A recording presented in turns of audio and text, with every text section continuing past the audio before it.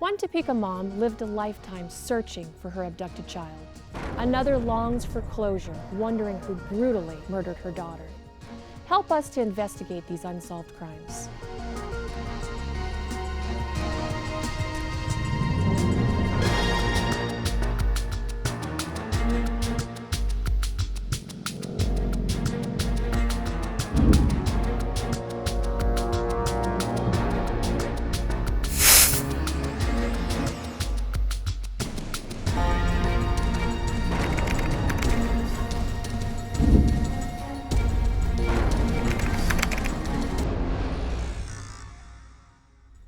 This is a Crime Stoppers cold case investigation. I'm Bill Curtis, urging you to help local law enforcement solve this or any felony crime by calling 234-0007. Now the host of Capital Cold Cases, investigator Dawn McWilliams. Hello, I'm Crime Stoppers investigator Dawn McWilliams. Join me as we investigate the murder of Washburn University student Tirell Ocobock, a vibrant and aspiring young artist who was a friend to all, including the animals she cared for at a Topeka veterinary hospital.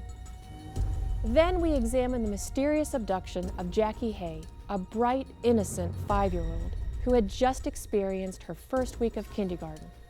She vanishes without a trace while playing with neighborhood children outside her Topeka home. Before we investigate these cases together, I want to tell you why we're here. Crime Stoppers is your local crime-fighting organization that forwards tip information anonymously to law enforcement to help solve crimes. Topeka Crime Stoppers is bringing this program to you in hopes that you hold the last piece of the puzzle needed to solve these cases. Tirell Ocobock was raised with her 3 sisters in Topeka. 2 of her sisters, Raina and Martine, and Terell's mother reminisce about sibling rivalries they had as children. I usually kept everything, but I don't remember that one. Oh. Must have cut her bangs. Oh yes. Gosh, and they were short. She I have. I think we all have photos that look like that. I can remember some battles we had over clothes. Oh, well, who doesn't bat? I mean, they're girls. Yeah, and it seemed like I was the younger one, you know, me, I was always borrowing, yeah. And albums. Oh yeah, sure. Well, yeah, it's no fun if you have permission, I guess. She was pleasing. I don't know of anybody that didn't really like her. When we first started making the clay and Terell's Highland Park classmate, Renee Schaefer, talks about how they met while learning to make pottery in art class. As time went on, you would get to kind of know people by what they were making, and then when we got onto the potter's wheel, and she'd make the comment that, well, maybe I better just stick with drawing.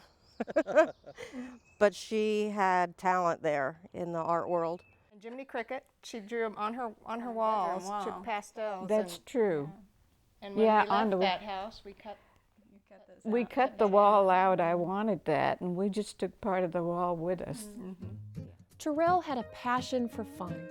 On senior skip day, she and several classmates ended up visiting Dornwood Park and finding a fun way to cool off.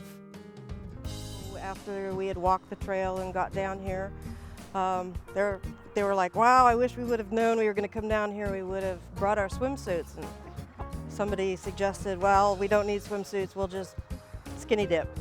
And they were laughing and giggling about all the mud that was coming up in between their toes. And I'm like, shh, shh, shh, I hear something, I hear something. They're going, oh, you're just trying to scare us.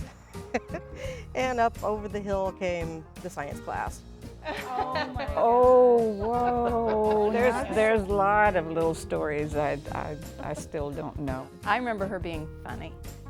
She'd pick me up from softball practice and kind of make fun of my coach because he'd always tell us, get those ants out of your pants. And so we'd get in the car and she'd say, Raina, do you have any ants in your pants? I said, no. I can remember her imitating Gomer Pyle, you know, and she would do George Jefferson. I think the last time I remember talking to her, we were talking about an episode of The Jeffersons. Terell had an enthusiasm for animals that she shared with her family, often in the form of picking up strays. Terell always had some critter that she'd bring home too. Oh, that's true.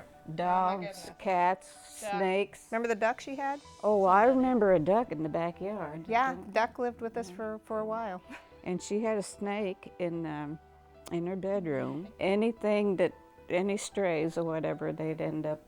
And sometimes she didn't know about them for a couple No, days. I didn't know about the snake. When I think of Terell, oh, she was so many things.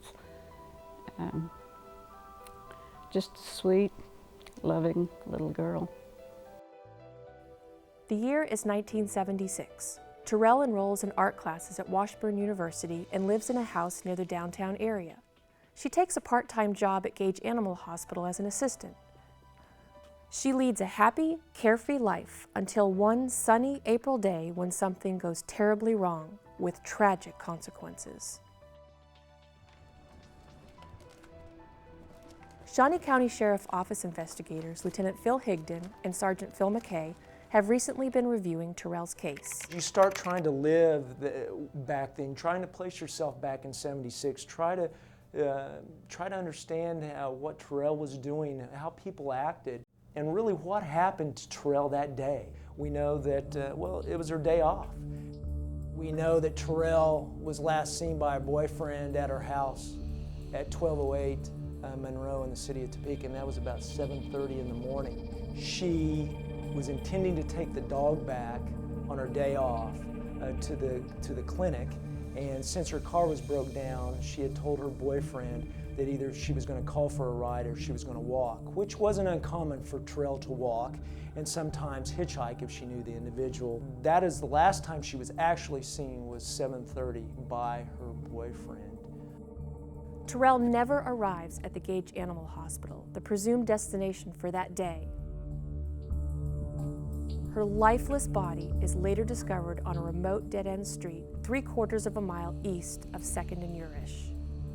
Last night about midnight we got the body identified, and at the present time we got about 35 people out in the field working background leads. We do not have any suspects in custody at this time. What about that you're looking into? We really don't have any real good leads at this time that's been reported back. Shawnee County Sheriff's Office investigator Lieutenant Rich Mergen and retired Lieutenant Tom Sargent revisit that location to discuss the case. The area that we're in is referred to by most law enforcement officers, sheriff's office personnel and things, as 2nd and Urish. Quite commonly referred to perhaps as a lover's lane, or at least a location of sorts where people would kind of organize or congregate, maybe to drink some beer or do some illegal drugs or something like that, just because it was pretty remote. Fairly close to the city and so forth, even back then, but just remote enough that you could do those things and maybe get away with it. But officers were always keen to coming into this area and so forth, and approaching different vehicles or individuals and things like that, quite frankly, to find out what they were up to, whether it was illegal or something legitimate or innocent. I was one of the original investigators on April the 26th, 1976, on the Monday when we got the call at 1:58 p.m. My involvement as far as the lead investigator came about the second week of the activation of the M Squad. It consisted of Shawnee County and all the surrounding counties who would donate and volunteer the efforts of their officers to whatever jurisdiction is solving a homicide. When she was last seen at her home at approximately 7:30 a.m., there was indication she had walked from her house to the vet clinic. There's no indication she would hitchhike. But I think of her personality, she would have accepted a ride definitely with a friend or somebody that just struck her occasion and felt like she trusted them. There was a fight. She put up a struggle.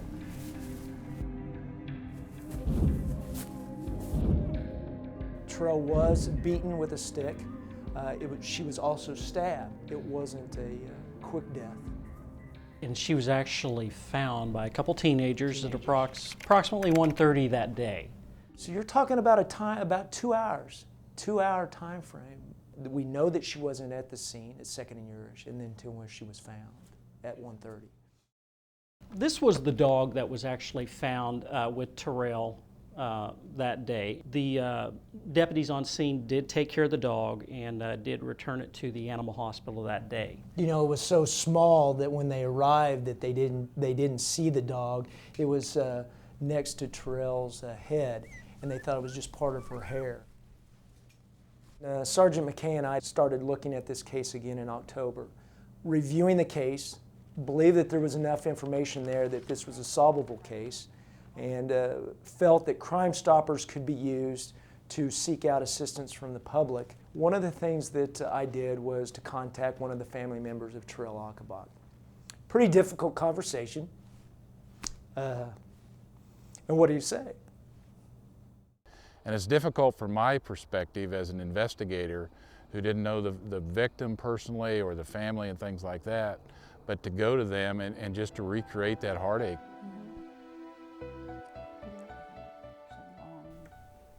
It's not easy. I think we all probably, we're a close family and see each other often, and we're lucky that we're all close by. So when we get together, especially at holidays, I'm sure we all feel like something's missing or how it would be different. I've always wanted to be solved. It's not fair. It's not fair to the people that knew her. It's not fair to her family, her friends. We were all cheated. I don't know what she would think. What she would be like if she was here. Mm-hmm. If she'd have, I'm sure she'd have a family and. Yeah, she loved kids, you know, And my kids want to know, because we talk about her and they feel like they've missed out too. Well, everybody has. You know, you learn to cope, but you don't ever get over a loss like that. This is important stuff here. We need closure for the family. Somebody may have seen something that they just didn't realize that they saw something. Somebody saw something. I think whoever, the person or persons responsible for this heinous crime is out there. If they are alive, they got to have a conscience. They can't have this bearing on their conscience. Nor can someone who may know something, however minute, they need to call Crime Stoppers. I can remember as a kid growing up in this community when that case was newsworthy. And I hope that as the leads have fed in and as the leads continue to come in, that we're going to have the opportunity to ultimately file that case to bring her killer to justice. If you have any information about the murder of Tirell Ocobock, please contact Crime Stoppers. When Capital Cold Cases returns, we'll move on to the mysterious disappearance of Jackie Hay, a 5-year-old who vanishes from the streets of Topeka. Hello, I'm Chad Taylor, Shawnee County District Attorney. And I'm Sally Zellers, Director of Safe Streets. We're here as partners to share with you how to make Topeka one of the safest capital cities in America. Safe Streets is teamed with Crime Stoppers to battle underage drinking and social hosting in the Topeka Shawnee County area due to the tragic consequences it can have. Remember, when you call, text, or go to the web to contact Crime Stoppers, you are not calling the police. If you have information regarding any crime, you can call Crime Stoppers at 234-0007.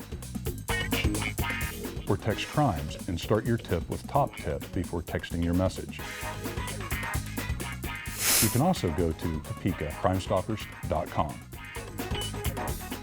Remember, your identity is always anonymous and is protected by law.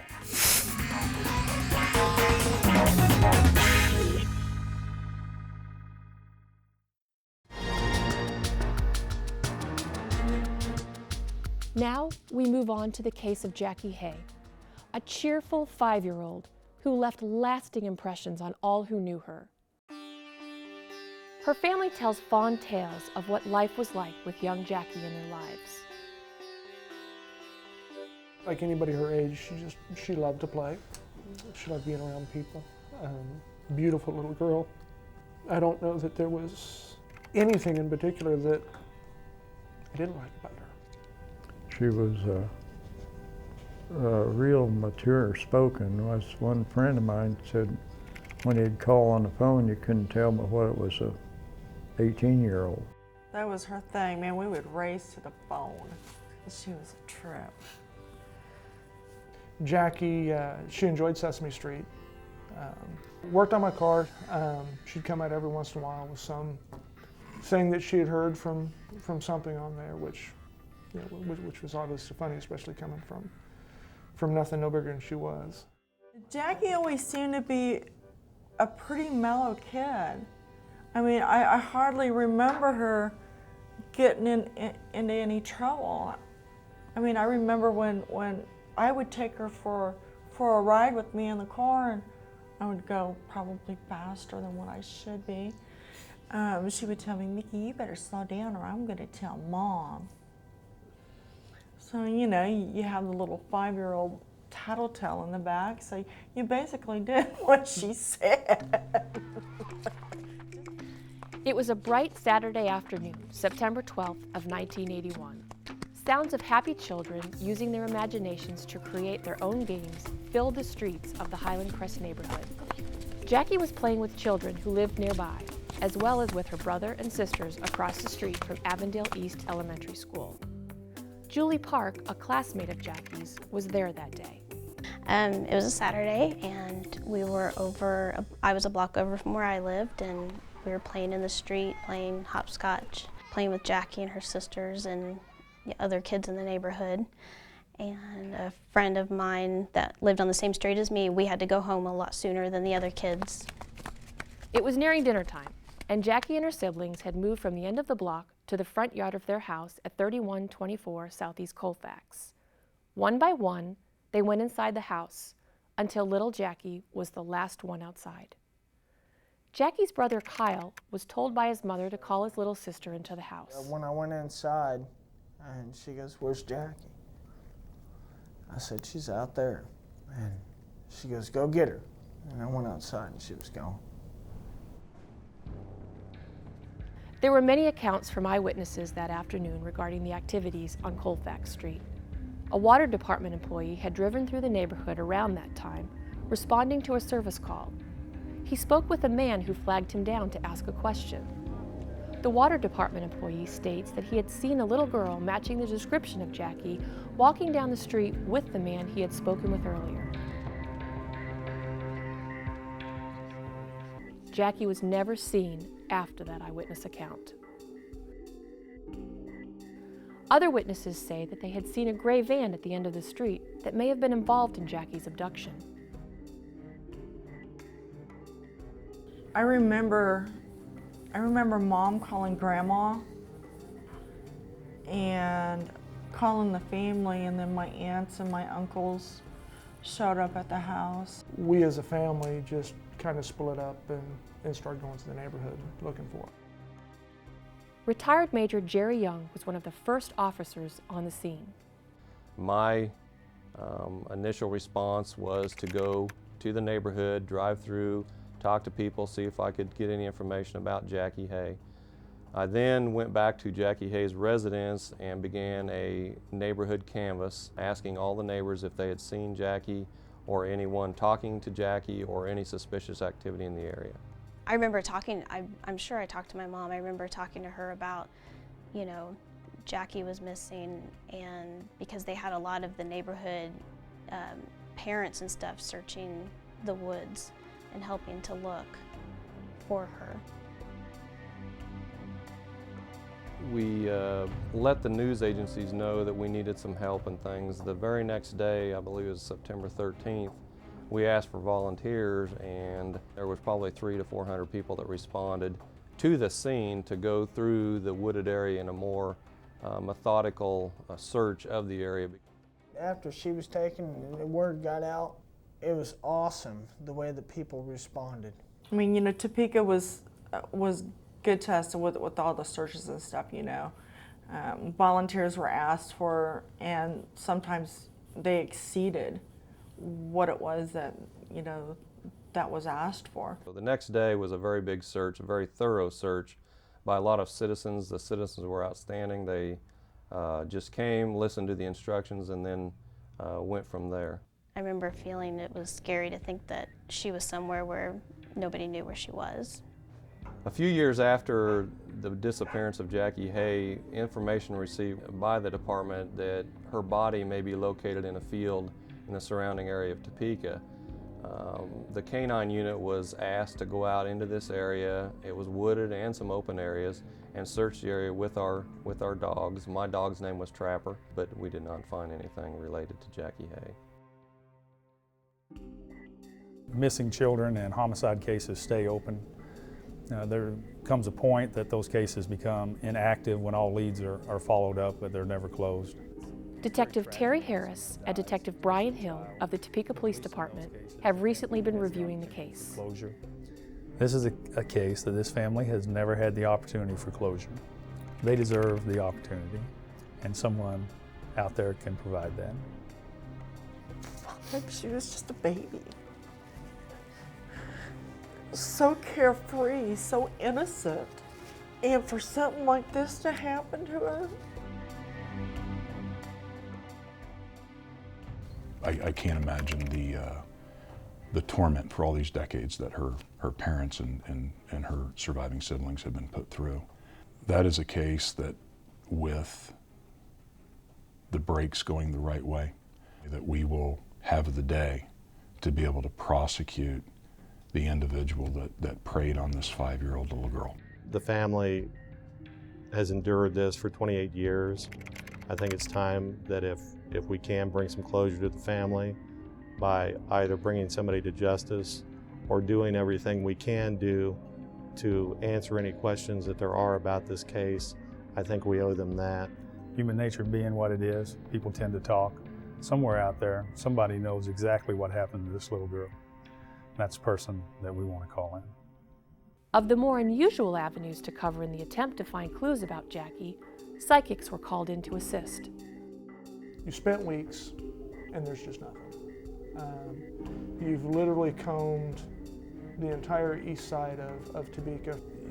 Every square inch you've walked, you've looked at, and there's just nothing. And you go back and you redo that. Somebody sees something, somebody thought something. I don't know how they contacted mom, don't know how it happened, but you know, as a parent, what are you going to do? Obviously nothing came out of that. It was interesting to see and understand. Not terribly fruitful, but certainly interesting. It's been years. Honestly, I have no expectation. It'd be nice. I think ultimately I'm looking for accountability. Cold case investigation has many roadblocks in the pursuit of what really happened and who is to blame. When we come back, we talk to our investigators about the difficulties of revisiting cases from the past. Hi, I'm Jackie Williams, former U.S. Attorney for Kansas and current Topeka City Attorney. And I'm Sally Zellers, Director of Safe Streets. We're here as partners to share with you how to make Topeka one of the safest capital cities in America. Crime Stoppers, through our Neighborhood Watch program, allows youth or adults who are afraid to call law enforcement after witnessing a crime an avenue to provide information anonymously. This empowers people to be proactive and make their neighborhood a safer place to live. Remember, when you call, text, or go to the web to contact Crime Stoppers, you're not calling the police. If you have information regarding any crime, you can call Crime Stoppers at 234-0007 or text to CRIMES and start your tip with Top Tip before texting your message. You can also go to TopekaCrimeStoppers.com. And remember, your identity is always anonymous and is protected by law.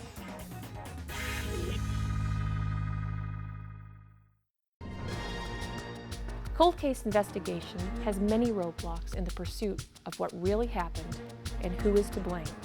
Techniques used have improved. Testing evidence has improved drastically. You try to place yourself back in that time and what resources those investigators had. And at times it's frustrating because you think, well, why couldn't they do this?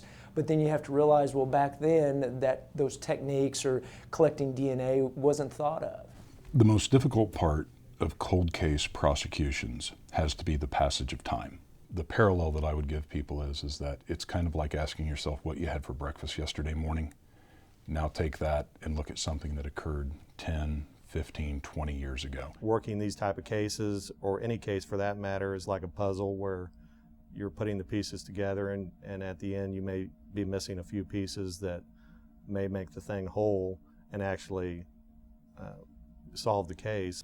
You know, Crime Stoppers is a tremendous asset for our law enforcement community. Every day we see a culture developing to where people become less and less trustworthy. And when individuals have the opportunity to be able to call in and speak with a Crime Stoppers representative, maintaining total anonymity while doing so, they can put forward that information that we need in order to investigate and prosecute criminals, while there is still some protection there for those individuals who might not 100% trust the system.